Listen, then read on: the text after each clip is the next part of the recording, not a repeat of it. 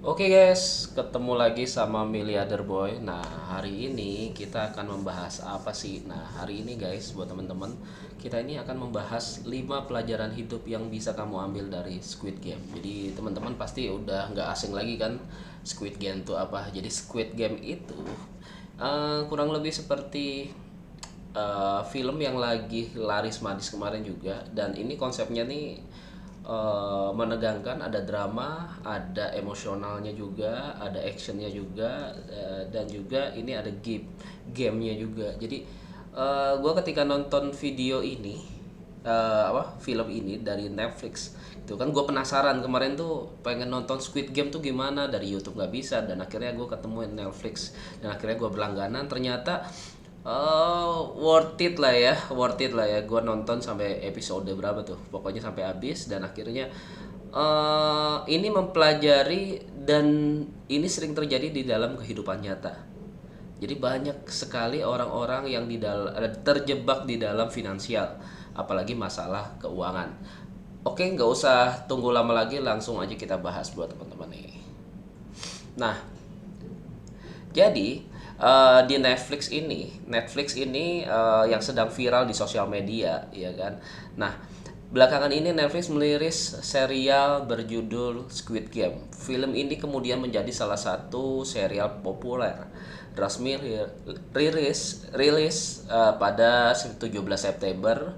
Film ini mendapatkan banyak respon positif daripada penikmat film, gitu ya. Tahukah kamu kalau film karya Hwang Dong-hyuk ini tidak menawarkan alur cerita yang menarik saja, tetapi juga perjalanan hidup. Misalnya perjalanan hidup dengan tentang bisnis dan finansial. Jadi yuk cek pelajarannya. Jadi buat teman-teman di sini nih, filmnya ini sebenarnya mengajarkan kita tuh tentang finansial. Jangan sampai berjudi, jangan sampai, walaupun ada orang yang pinter pun ternyata dia terjebak di dalam finansial juga, ya, masalah finansial. Nah, yang pertama adalah teman-teman harus tahu tentang hutang. Nah, latar permasalahan yang diangkat oleh serial Netflix ini, yang satu ini adalah tentang permasalahan hutang, guys. Para peserta Squid Game tidak sanggup membayar utang-utangnya. Dari mereka itu banyak yang punya utang. Jadi bahkan di Indonesia aja banyak orang yang punya utang gitu. Salah satu pelajaran yang kita bisa ambil dari series Squid Game ini adalah soal mengelola utang yang kita punya. Banyak dari kita yang berhutang tetapi untuk hal yang sia-sia, akhirnya kesulitan membayarnya. Sebaliknya, jika kamu belum memiliki pendapatan tetap, hindari berhutang. Pendapatan kamu masih belum menentu. Jika kamu berhutang, kamu akan memiliki beban pengeluaran tambahan setiap bulan. Jadi buat teman-teman, yang pertama adalah di dalam hutang ini ada namanya hutang baik dan hutang jahat, gitu ya. Kalau hutang jahat itu teman-teman pakai untuk konsumtif dan akhirnya tidak bisa membayar karena cash flow-nya juga tidak bagus, gitu ya. Contoh misalnya, gue punya pekerjaan, gue mau buka bisnis. Kira-kira bagus nggak pakai hutang bank? Misalnya kita bayar apa, bilang aja bank ya, hutang bank. Kalau misalnya teman-teman baru memulai bisnis atau merintis bisnis awal, gue tidak menyarankan untuk pakai hutang bank. Kenapa? Karena teman-teman ini belum tahu, gitu ya, belum tahu kalau misalnya income pastinya tuh setiap bulan berapa, ya kan? Setiap bulannya juga belum tahu berapa pasti dapatnya, cash flow amannya berapa. Dan itu yang sering terjadi di masyarakat. Dan masyarakat tuh ketika dia pengen usaha pasti utang bank. Harusnya kalau misalnya kita memakai hutang bank itu, kalau misalnya sudah jalan cash flow-nya sudah cukup bagus, gitu. Oh, ini ternyata hutang ya apa namanya, ternyata oh ini butuh percepatan. Jadi hutang ini ketika kita membutuhkan lebih cepat, gitu ya, muternya lebih cepat, buat putaran tuh lebih cepat, bukan memulai. Nah, kalau memulai, gue menyarankan pakai duit pribadi aja, atau duit investor, atau duit teman-teman atau keluarga. Ayo kita kongsian. Lebih baik gue menyarankan kalau misalnya teman-teman untuk memulai, lebih baik pakai modal pribadi atau modal investor. Jadi modal investor itu tidak terbeban dengan bunga, tapi kita harus bilang kita bagi hasil aja. Profit berapapun kita bagi hasil 50-50. Misalnya kita pengerjaannya, investor duitnya, gitu ya. Ya udah, dapat income 100 juta ya dibagi dua, dapat income 10 juta ya dibagi dua, gitu. Jadi tidak terlalu terbeban dengan bunga. Memang kelihatannya 50-50 gitu ya. Besar gitu ya, investor besar gitu. Tapi worth it gitu ya, kita juga tidak terlalu terbebani. Nah, buat teman-teman, jadi kurang lebih itu saran dari gua. Selanjutnya kalau misalnya teman-teman sudah bagus, putarannya sudah bagus gitu ya, sudah oke, tapi ada yang namanya tuh eh ada yang namanya tuh apa ya, orderannya tuh lebih banyak daripada sebelumnya gitu ya. Jadi ketika kita bisnisnya udah jalan, tahu-tahu ada order lebih banyak, permintaan lebih banyak gitu ya daripada apa namanya stok barangnya. Nah itu dibutuhkan modal yang lebih besar untuk nyetok barang lebih besar. Nah disitulah dibutuhkan bank masuk gitu. Dan kita biasanya bayar bunga. Kalau bank itu bayar bunganya kurang lebih kecil ya, sekitar ya 8 sampai 13% kurang lebih di area segitu guys. Nah, jadi kalau misalnya teman-teman kalau misalnya masih 8% sampai 10% per tahun, 15% per tahun itu aman banget. Tapi kalau udah ngasih profit sekitar 20-30% per tahun, bahkan misalnya ada yang bilang 5% per bulan, itu agak susah gitu ya. Gue sebagai pengusaha tidak menyarankan buat teman-teman kasih apa namanya, misalnya teman-teman ke apa ya, rentenir atau apa gitu ya. Kalau ke koperasi pasti oke lah 2% per bulan gitu ya. Tapi paling mantep itu ya bank gitu. Jadi gue sarankan, gue ulangin lagi nih ya. Kalau misalnya teman-teman pengen memulai usaha, lebih baik pakai modal sendiri atau modal investor. Itu sisanya dibagi hasil aja. Kalau misalnya teman-teman pengen percepatan, baru dipakailah posisi bank itu tersebut. Ya, semoga lebih lebih paham ya buat teman-teman ya. Oke, selanjutnya next. Yang kedua adalah teman-teman wajib mengelola keuangannya masing-masing. Hal ini juga bisa kamu ambil berikutnya adalah pintar dalam mengatur keuangan. Apapun profesi yang kamu jalani saat ini, kamu harus pintar dengan mengelola keuangan kamu. Pendapatan sebesar apapun tidak diiringi keahlian mengelola keuangan, maka akan sia-sia. Kamu akan terjatuh dalam kehidupan yang boros. Oleh karena itu, mulailah mengatur keuanganmu sendiri. Utamakan hal-hal yang menjadi kebutuhan dasar terlebih dahulu, kamu baru bisa menggunakan sisanya untuk kebutuhan yang lain, misalnya investasi dan jalan-jalan. Jadi buat teman-teman, kelola keuangan itu gue juga pernah di level seperti ini. Jadi ketika dulu tuh gue nggak punya income, akhirnya punya income dikit, sedang, dan akhirnya banyak. Ketika gue punya income dikit, ya gue dapat keluarnya dikit. Ketika gue income-nya banyak, justru pengeluarannya lebih banyak, bahkan lebih banyak daripada income yang masuk. Kenapa? Karena sifat asli manusia adalah keserakahan, ya. Jadi ketika kita sudah dapat banyak, kelihatannya kita lebih boros gitu. Jadi sebenarnya buat teman-teman, mungkin teman-teman hari ini gajinya 5 juta per bulan, pengeluarannya 3 juta. Besok gajinya 15 juta, pengeluarannya juga 13 juta. Jadi buat teman-teman ya, ketika pengeluaran kita pendapatan kita naik, kita harus lifestyle kita sama seperti bulan lalu. Ya, harus bisa disamain, hidup sederhana, hidup irit gitu ya. Tetap income-nya naik gitu. Ini pelajaran yang gue dapat di dalam kehidupan gue. Jadi ini nggak ada sekolahnya guys, dan ini pengalaman pribadi. Dulu gue juga sempet kayak gitu, dan akhirnya gue hidup dengan keborosan, uang berapapun habis. Sekarang tuh gue hidup lebih ringan, lebih santai karena gue lebih irit gitu ya. Kalau kemana-mana gue juga kalau bisa sih, kalau misalnya kerja ya naik motor aja gitu, lebih irit. Terus juga kalau makan juga nggak usah terlalu sering-sering makan di mall. Walaupun kantor gue di mall gitu, gue paling makan ya 10.000, 15.000 gitu ya. Berangkat kerja, pulang kerja naik motor. Terus juga hidup sederhana, kalau bisa hidup irit gitu. Walaupun pendapatannya itu kita besar. Tujuannya untuk apa? Tujuannya kita itu untuk menabung, dan yang paling penting itu adalah kita harus mengatur cash flow dulu guys. Cash flow, gue udah sering mengajarkan tentang cash flow. Cash flow itu misalnya contoh pengeluaran teman-teman tuh kebutuhan dasar, makanya dibilang di sini utamakan hal-hal menjadi kebutuhan dasar dulu. Kebutuhan dasarnya tuh berapa? Misalnya dari makan, biaya listrik, biaya anak, dan lain-lain. Pokoknya kebutuhan dasar itu yang kita untuk hidup doang, bukan shopping. Nah itu dihitung, contoh misalnya dihitung 5 juta nih sebulan. Ya kebutuhan dasar kita 3 juta deh, anggap aja ya 3 juta gitu ya, 3 juta kebutuhan dasar di luar kredit dan lain-lain. Ya udah 3 juta itu dikali 3 bulan dulu, itu harus ada di rekening. Kalau bisa 6 bulan, kalau bisa lagi setahun gitu ya teman-teman. Berarti 3 juta dikali 6 nih rata-rata. Ya udah 3 kali 6 kurang lebih sekitar 12, 18. Ya anggap aja 20 jutaan lah digempin, ditaruh di rekening pribadi. Itu jangan pernah dipakai. Jaga-jaga kalau kita terjadi sesuatu di pekerjaan kita, setidaknya kita masih bisa hidup 6 bulan ke depan. Tapi paling bagus 1 tahun guys. Jadi siapin 20 sampai 30 juta yang harus kamu siapkan. Baru sisanya ketika itu kumpulin yang untuk dana investasi atau dana bisnis dan lain-lain. Nah, kalau misalnya lu punya perusahaan juga sama, gue juga ketika punya perusahaan, gue juga atur cash flow minimal 6 bulan ke depan. Jadi 6 bulan ke depan, walaupun tidak ada income dari perusahaan gue tetap masih bisa bertahan 6 bulan ke depan. Jadi gunanya cash flow itu seperti itu guys. Setelah itu sudah lengkap dan segala macam cicilan kredit, rumah, motor, apapun itu, baru teman-teman mikir yang namanya investasi. Jangan mikir investasi dulu gitu.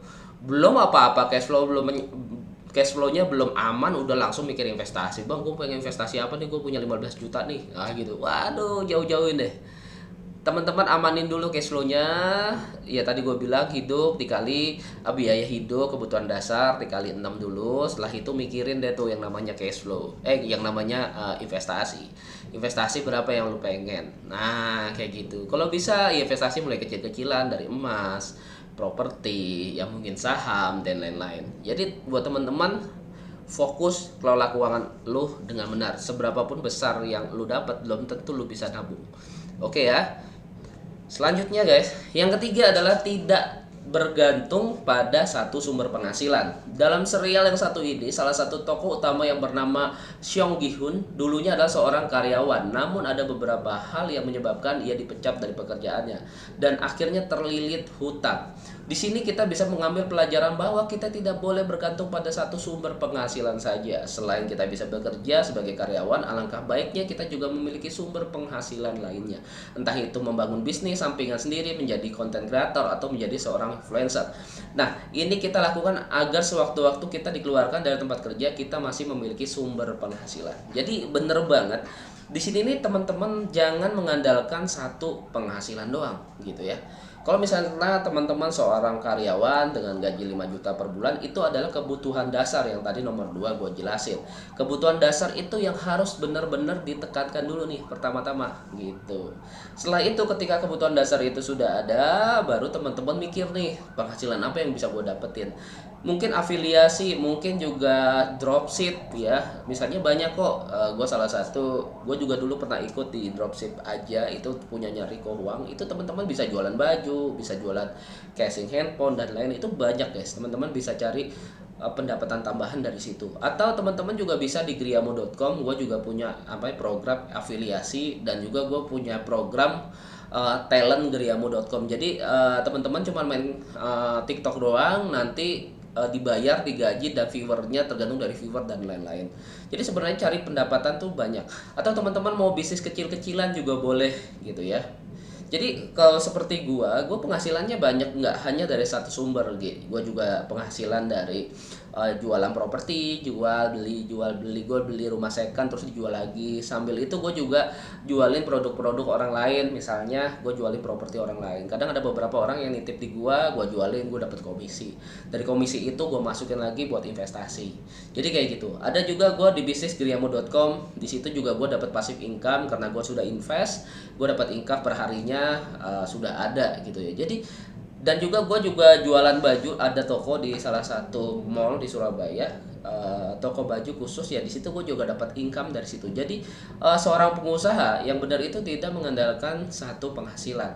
Jadi buat teman-teman yang jadi pengusaha, berfokuslah kalau bisa ya, fokus dulu satu penghasilan. Kalau sudah cash flow yang aman, teman-teman coba cari nih penghasilan yang lain untuk tidak tergantung pada satu sumber penghasilan aja. Jadi semoga teman-teman paham ya.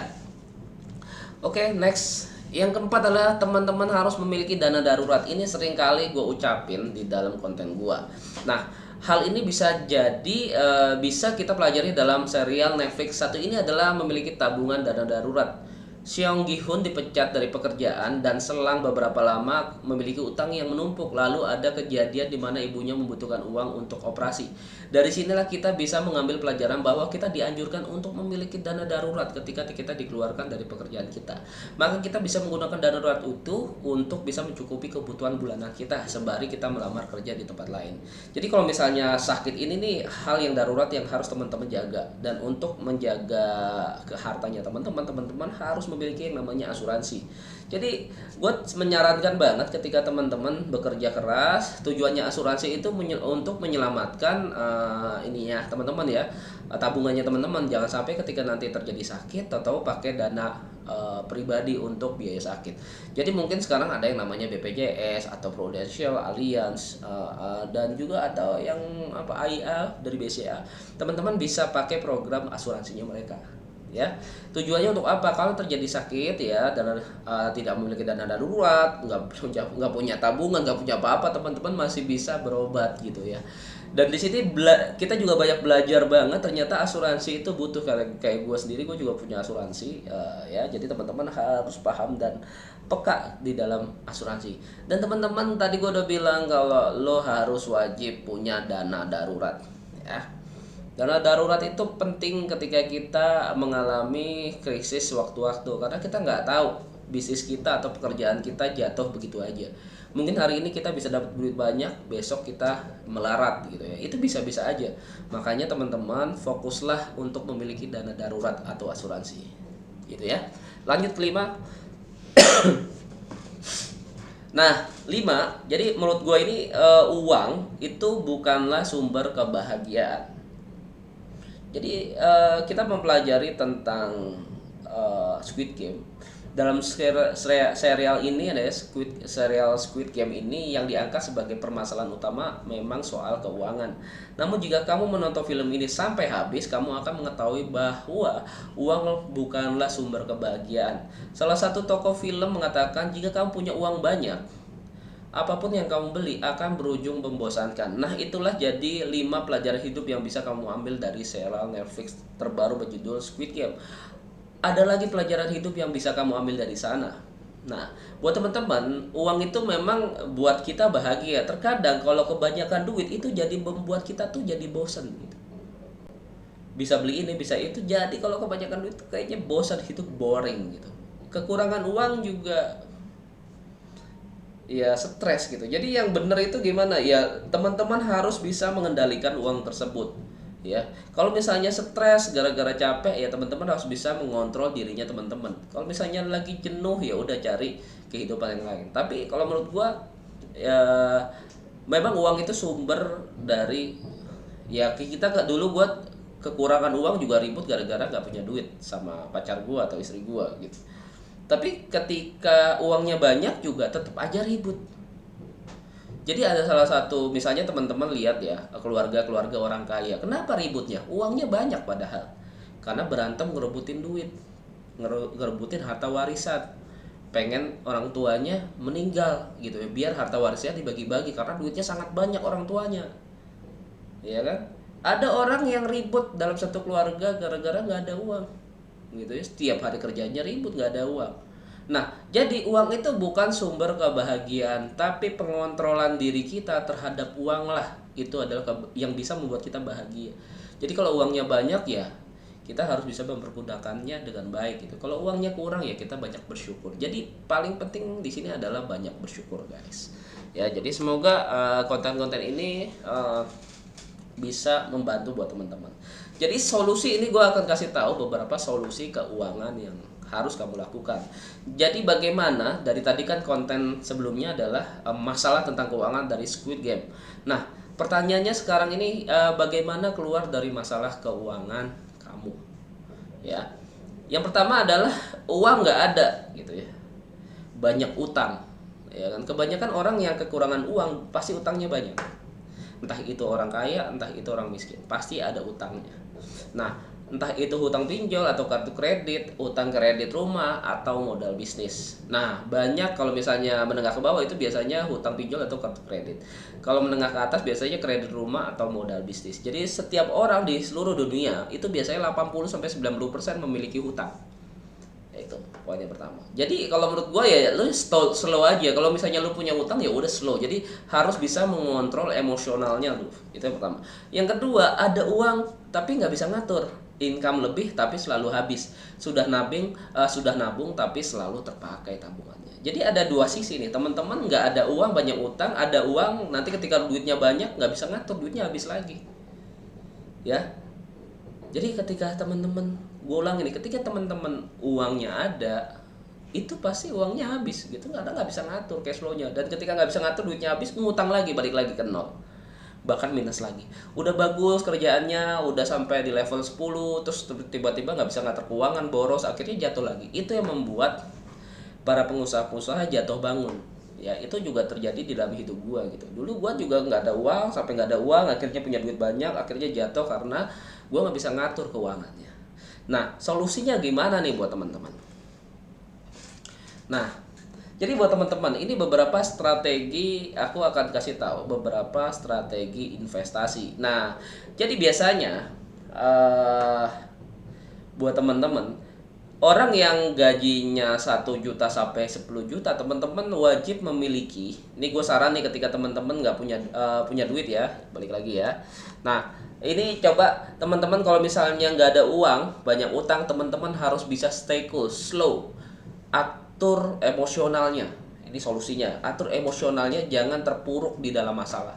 Jadi walaupun hutangnya banyak, teman-teman harus stay cool aja, fokus sama tujuannya, gimana caranya make money, jangan mikirin duit utang terus.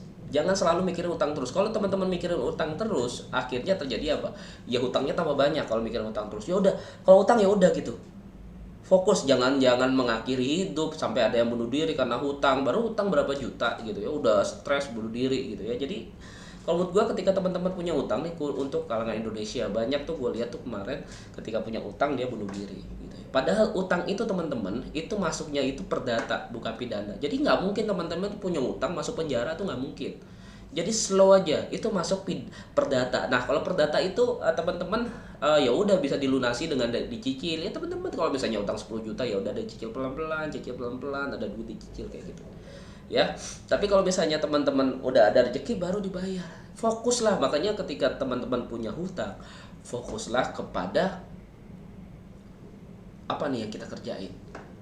Ayo kita lebih semangat lagi, lebih antusias lagi. Ayo kerja apa gitu, kerja keras dari jam 8 pagi sampai jam 8 malam. Udah fokus kerja ya, antusias, berenergetik gitu ya. Jangan lemas gitu ya, punya utang lemas. Ya udah, teman-teman harus energetik gitu ya, semangat.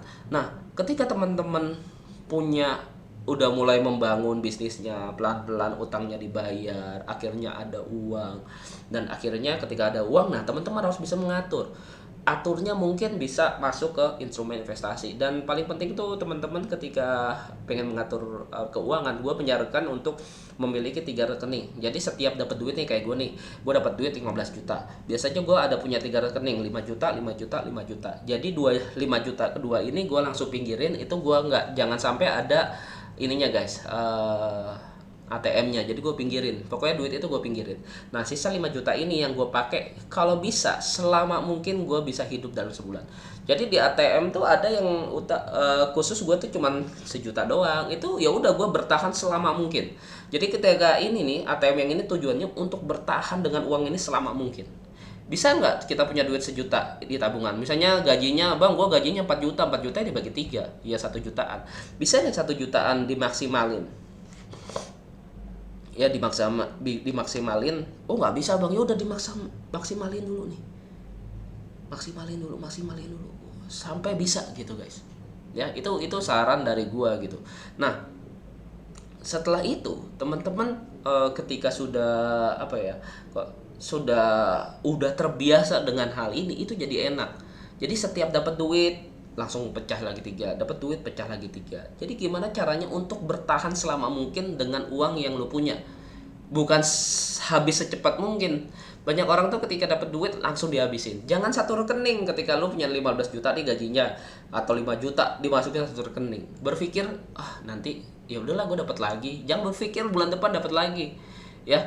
diatur cash flow-nya, punya dana darurat dan lain-lain. Fokus gitu ya. Nah, ketika teman-teman sudah punya uang, barulah kita berpikir tentang investasi, manajemen dana darurat punya, cash flow punya. Ya, teman-teman harus memulai investasi. Nah, biasanya gua menyarankan untuk teman-teman yang punya tabungan 1 juta sampai 10 juta, coba belajar ke deposito. Deposito bank itu ada yang berjangka, ya teman-teman bisa cicil, atau emas gitu ya kurang lebih.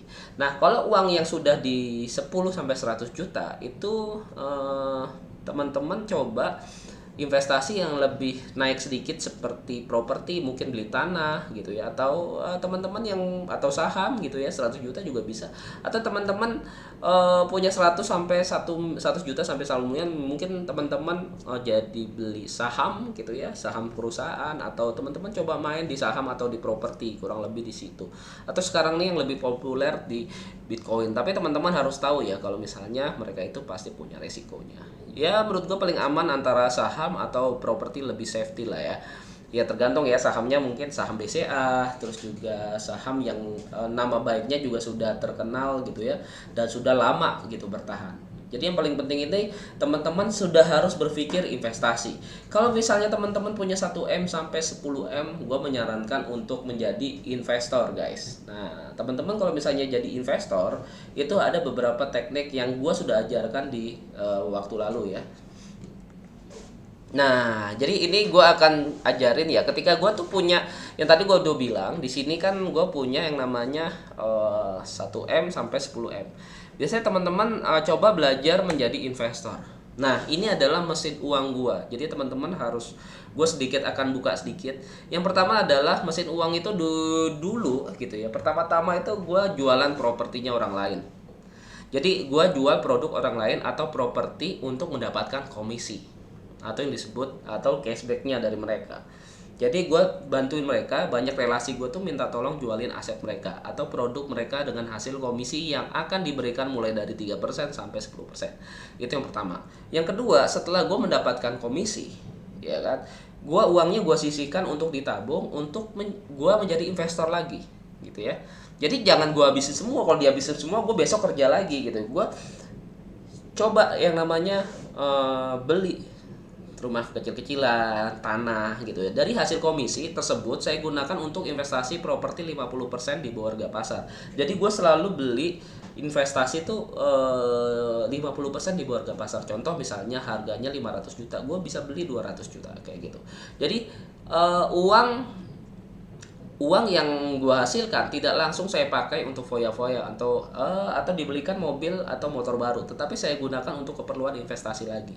Ya nanti ketika gue beli rumah, ya gue jualan lagi produknya orang lain sambil gue jualin produknya rumah gue sendiri. Jadi nggak harus nunggu jualan rumah gue laku, ya udah ditahan aja, dimasukin aja.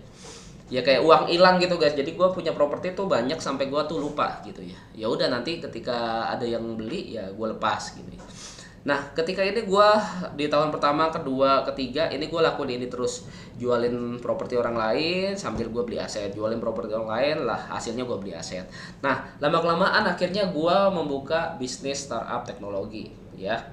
Bisnis startup teknologi. Saya tuh masuk kategori jualkan produk digital dengan masuk inkubator startup di Indonesia. Jadi gue jualan sebagai funding, di posisinya sebagai funding. Biasanya ketika mendapatkan investor, saya juga mendapatkan komisi yang cukup antara 5% sampai 20% dari nilai transaksi. Jadi gue jualan apapun yang bisa gue jual gitu. Gue nggak pernah malu kalau misalnya dibilang sales gitu. Walaupun jabatan gue sekarang sebagai owner. Jadi kalau misalnya lo mau dapatkan lebih banyak uangnya, ya teman-teman harus bisa jualan lebih banyak gitu guys ya. Nah ketika gue udah punya cukup banyak modal, akhirnya gue investasi juga di startup. Hasil dari pendapatan gue untuk menjual, saya investasikan kembali ke digital. Biasanya saya mendapatkan passive income tiap hari dengan profit yang beragam. Saat ini passive income gue tuh menembus 400.000 per hari. Jadi gue tuh tanpa kerja sebenarnya sudah mendapatkan income per hari gitu ya. Nah selanjutnya adalah bisnis retail sosial. Jadi gue juga punya 10%-nya itu dari penghasilan gue sedekahin guys. Jadi gue punya program sosial gitu, membantu anak yatim tiap bulannya dan dibagi makan makanan orang yang tidak kurang mampu, jadi gue sering bagi-bagiin makanan gitu. Saya tidak lupa menyisihkan 10% dari pendapatan saya untuk berbagi ke sesama. Dari hasil ini sekiranya bisa membantu lebih banyak orang. Jadi ketika kita bisnis, kita jualan properti, jualan apa, beli properti, investasi, terus jualan funding, bisnis investasi startup, teknologi. Jadi bisnis teknologi sama bisnis rumah tuh dijadiin satu, makanya PropTech. Nah, di sisi itu tuh untuk kita tuh rezekinya terus ngalir, kita juga harus memiliki kegiatan sosial, bersedekah. Jadi 10% kalau misalnya di agama Kristen, kalau Muslim kan 2,5%. Nah, teman-teman coba lakuin yang gua lakuin, pasti berhasil gitu ya. Jualan invest, jualan invest, jualan invest, jadi dua-duanya jalan gitu. Jadi gue banyak tadi gue udah bilang dari yang awal itu, teman-teman harus memiliki lebih dari satu pendapatan. Jadi kurang lebih seperti itu. Nah, ini adalah gue akan kasih strategi ya, fokusnya saya nih. Jadi ini fokusnya gue. Yang pertama, teman-teman fokus kepada pendapatan. Gimana caranya cari pendapatan untuk biaya kebutuhan dasar. Ketika teman sudah mendapatkan pendapatan pasti, nah itu teman-teman harus memulai yang namanya investasi. Nah, mulai investasi mungkin mulai bisnis dan lain-lain. Bisnis investasi rumah, saham, emas dan lain-lain. Ketika teman-teman memiliki investasi, teman-teman harus juga memiliki yang namanya passive income, dimana kita nggak perlu kerja, ya uang itu bekerja gitu. Jadi ini adalah fokus gue untuk di umur 30 tahun. Gue tuh pengen punya passive income yang gede. Untuk saat ini gue udah punya passive income kurang lebih 400.000 per hari. Ya, jadi teman-teman ya sebulan ya kurang lebih sekitar ya lumayan lah ya, 30 jutaan ya kalau nggak salah ya. Ya 10 jutaan lah ya, 10 jutaan, sorry kalau 30 jutaan ya. Jadi ketika gua tidak bekerja pun, tujuannya untuk apa? Ketika gua tidak bekerja atau terjadi sesuatu, misalnya nilai ekonomisnya menurun karena gua sakit dan gua tidak bisa produktif lagi, gua masih punya passive income yang untuk membiayai gaya hidup gua. Makanya buat teman-teman yang nonton atau apalagi fans Milliarder Boy gitu ya, lu harus fokuskan diri lu kepada passive income.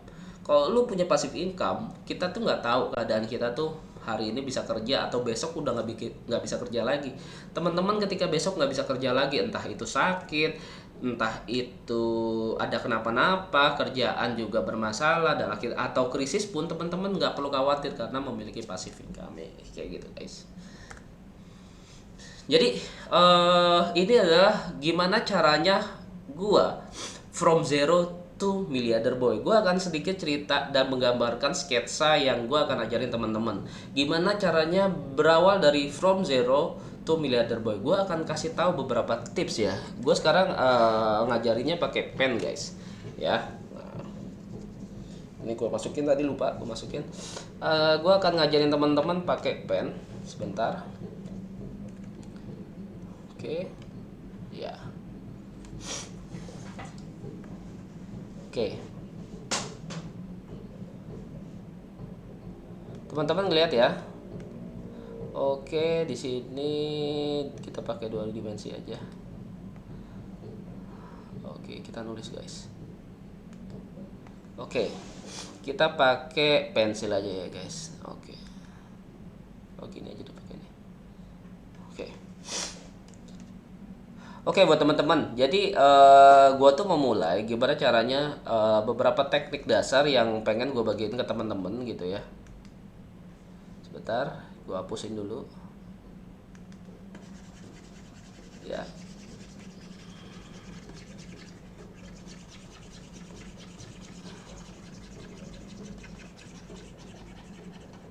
Oke, pakai ini aja deh. Nah, jadi buat teman-teman, agak keren nih gue pakai. Nah, gimana mulai dari kita tuh punya hidup ya, kita tuh punya hidup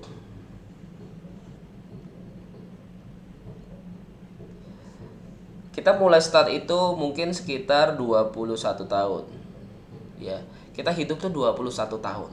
Ini pelajaran dari gue. Teman-teman mungkin mulai kerja itu di umur rata-rata segini gitu ya. Nah, untuk sampai di posisi ini guys, kurang lebih di umur 30 tahun, ini fokus kepada apa? Fokus kepada pengalaman. Ya, fokus kepada pengalaman. Setelah teman-teman punya banyak pengalaman, akhirnya di umur 30 tahun, ya teman-teman fokus kepada pengalaman. Jadi ketika umur 30 tahun, jangan sampai ganti-ganti bisnis lagi, guys. Nah, karena sampai 30 tahun itu sampai ya sekitar 50 tahun, 45 tahun lah ya. Kita punya waktu 15 tahun untuk memiliki passive income di mana ya ini kita sudah tidak bisa bekerja lagi ya, kurang lebih tidak produktif. Nah, ketika umur segini kita waktunya untuk berinvestasi ke anak muda. Jadi ketika kayak gini kita cari uang gitu ya. Kita cari uang, make money.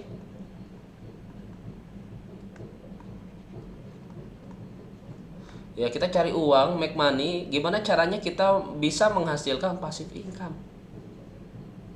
Ya, kita harus bisa belajar gimana caranya di umur ini kita harus bisa ngumpulin yang namanya passive income. Jadi buat teman-teman, tujuannya ini adalah kita ini nanti di umur segini nih sampai umur 65 tahun kita tuh udah nggak bisa kerja sehebat dulu gitu. Inilah di saatnya kita harus bisa berinvestasi. Makanya gue udah bilang, kalau bisa guys ya di umurnya ya target gue sih di umur 35 sampai 40 harusnya gue sudah bisa pensiun dini gitu ya. Gue buat uang tuh bekerja sama gue. Kenapa di sini nih gue kejar di ketika umur 25 kemarin sampai segini itu gue kejar yang namanya gue kerja yang namanya ini guys, apa namanya? Buat perusahaan banyak. Buat PT. Jadi PT gue sekarang udah banyak, buat pekerjaan yang banyak, hasilkan uang, sumber-sumber uang dari sini guys semuanya. Lu gimana caranya mikir supaya lebih banyak lagi income yang lu dapat. Jadi sumber penghasilan kurang lebih minimal lu tiga sumber penghasilan.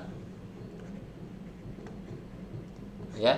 Jadi lu harus punya sekitar 3 penghasilan lah ya. Jadi teman-teman harus kayak gitu pokoknya. Oke.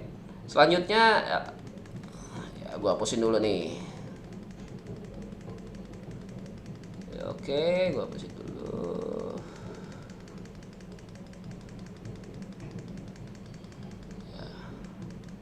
Atau gua ini lagi aja, dot save. Oke, gua masuk lagi. Nah, new. Nah, kita mulai baru ya, biar cepet. Nah, tadi gue udah bilang gimana caranya kita menghasilkan banyak uang. Nah, ini cara gue juga ada 2 sebenarnya pekerjaan gue. Jadi gue investasi tuh itu cara gue ya, investasi beli rumah 50%. Nah, biasanya gue tuh beli rumah. Nih, beli rumah. Anggap aja nih rumah ya. Misalnya modal gue 500 juta, berarti gue harus cari yang sisa asetnya tuh yang nilai 1 miliar ya.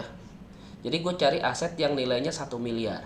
Nah, karena modal gue tuh maksimal 500 juta. Nah, uang 1 miliar ini guys ya, uang 1 miliar ini teman-teman harus tahu. 1 miliar ini gue akan cari biasanya itu dari bank. Nah, biasanya gue cari bank itu yang sisa outstanding itu di bawah 50%. Tujuannya untuk apa? Jadi misalnya contoh ada rumah, ini punya A ya, punya rumah harganya 1M. Sisa hutangnya itu 300 juta. Nah, ini mantep nih. Kita langsung beli 300 jutanya. Nanti kita 300 jutanya ini kita lunasi bareng-bareng ke bank, kita kasih ada nih budgetnya 200 juta. 200 juta untuk bayarkan kepada si pemilik. Sisanya kita bayarkan sama pemilik. Jadi sesimpel itu.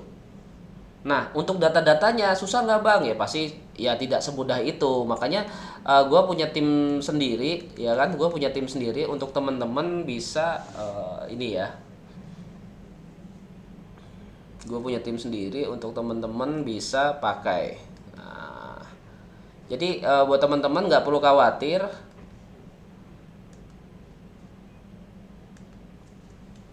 Ya, teman-teman nggak perlu khawatir. Teman-teman kalau misalnya bingung, bang, gimana cara dapetinnya gitu ya? Cara dapetinnya sebenarnya teman-teman nggak perlu bingung, karena gue ada yang namanya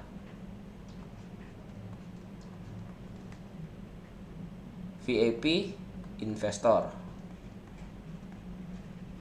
inkubator ya. Inkubatornya ini memiliki inkubator, namanya inkubator. Jadi di sini investor-investor yang baru yang pengen bergabung biasanya masuk ke sini dulu.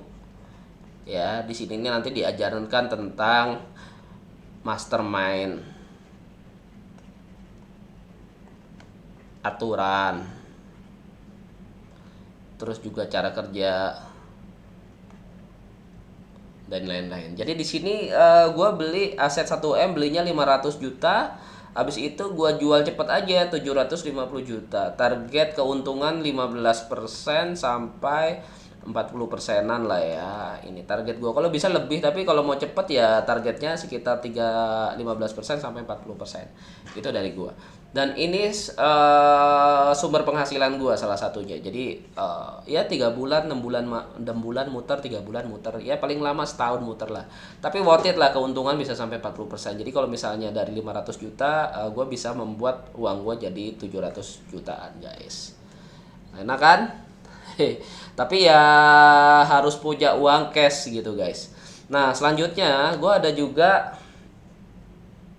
juga ada investasi yang gue bilang passive income. Nah di sini namanya passive income.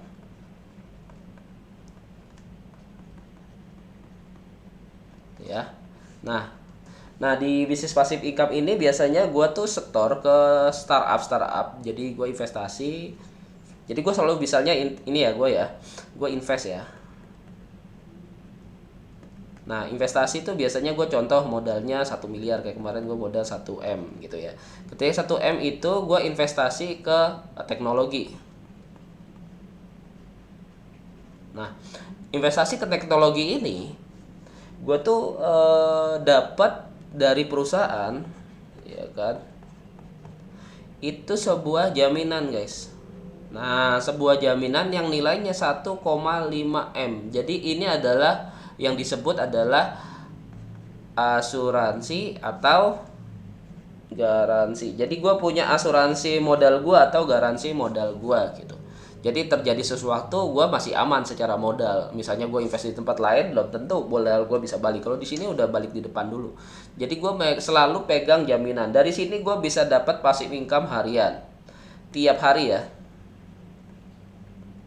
Nah, gue dapat profit tiap hari kurang lebih sekitar 300 plus ya 400 ribu lah.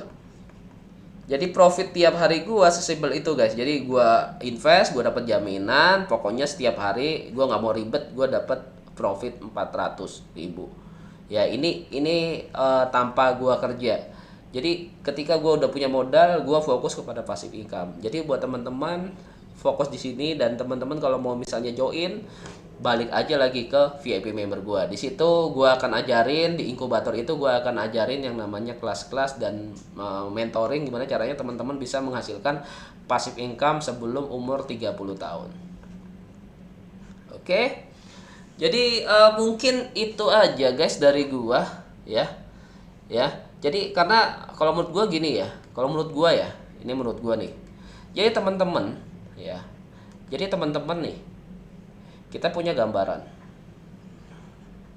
Kita kerja. Nah, kerja ini tujuannya untuk apa sih? Cari duit. Nah, ketika cari uang tujuannya untuk impian kita. Nah, ngumpulin duitnya, dikumpulin, cari duit, ngumpulin tujuannya untuk impian. Impian itu macam-macam, teman-teman bisa pengen punya mobil, punya rumah. Nah, teman-teman kan butuh waktu untuk menggapai impiannya. Kalau terjadi sesuatu, misalnya nilai ekonomis, kita terjadi apa-apa, PHK atau sakit, ya kan? Kita juga nggak ada tahu. Dan terus gimana impiannya kita gitu ya? Udah capek-capek nunggu, ya dana daruratnya pakai lagi. Dana daruratnya kepake akhirnya. Dia kapan impiannya bisa mencapai? Jadi ketika kita punya fokusnya dulu itu ke dalam passive income. Passive income. Tujuannya untuk apa? Kalau terjadi sesuatu, kita tabungan kita tidak tidak sampai kepake, guys. Kepakainya dari passive income, kan kita kan udah hidup dari passive income. Nah, makanya itu kenapa, misalnya contoh nih, gue punya tabungan, di tabungan itu gue pengen punya beli mobil nih, contoh ya, kita contoh nih. Contoh harga mobil nih 200 juta. Ya, 200 juta gue punya uang 100 juta. Nah, kalau misalnya teman-teman udah capai 100 juta dan akhirnya tahu-tahu bulan depan kita di PHK gitu ya. Yang terjadi apa? Ya di PHK kita cari kerja 6 bulan, ya udah dia ngambil dari sini nih, berkurang jadi minus minus minus minus minus minus gitu ya. Jadi PHK gini. Dan akhirnya uangnya dari 100 juta karena ke PHK-nya udah 6 bulan, setahun, akhirnya duitnya jadi tinggal 20 juta. Habis lagi, kapan kita bisa mencapai tujuan kita? Nah, kalau misalnya kita punya passive income, walaupun terjadi sesuatu di hidup kita, gitu ya, pekerjaan kita, ya kita tidak tidak perlu mengurangi ini, guys. Karena kita punya yang namanya passive income. Nah, passive income ini untuk biaya hidup. Nah, kehidupan dasar yang aku tadi udah bahas, fokuslah kepada kehidupan dasarnya dulu nih. Gimana caranya kehidupan dasar ini kita terpenuhi dengan satu pendapatan. Nah, sisanya ya kalau ini supaya apa, tujuannya supaya tidak berkurang nih. Nah, mungkin baru ketika 6 bulan dapat kerja lagi, baru kita nambah lagi, nambah plus plus. Jadi sampai di mana finish. Nah, itu cara gua untuk menghasilkan apa namanya, menggapai mimpi-mimpi gua, dan mungkin ini adalah ilmu-ilmu daging yang teman-teman bisa dapatin. Oke, sekian dari gua gitu aja. Mungkin semoga konten-konten ini bermanfaat buat teman-teman. See you ya next time, guys.